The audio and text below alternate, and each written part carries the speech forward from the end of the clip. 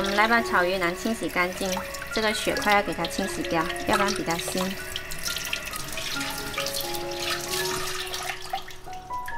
再顺着大骨的位置给它切成块。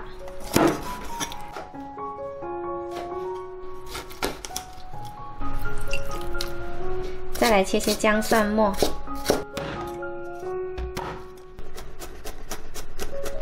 都好了，加到鱼腩里面，加入1勺生抽，2勺料酒，一点点盐，1勺淀粉，2勺黄豆酱，再来一点食用油，然后搅拌均匀，腌制20分钟。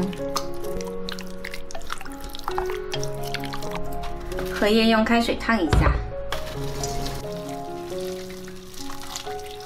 泡软了之后再清洗干净，再把水分沥干。准备好一个不锈钢盆，把荷叶铺上来，腌制好的鱼腩倒进来，把鱼腩尽量平铺在荷叶上面，把另一边的荷叶也盖上来。水开了，上锅大火蒸10分钟。把葱的一边切开。 把斜刀给它切成花，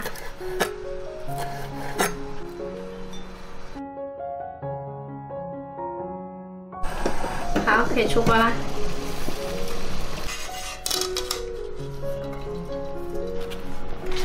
在面上再撒上一把葱花，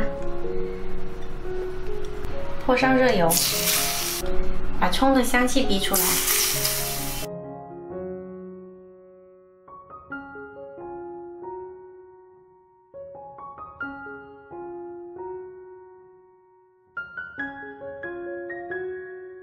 今天这道荷叶蒸鱼腩呢，鱼腩吃起来特别的嫩滑，还有淡淡的荷叶清香，特别好吃。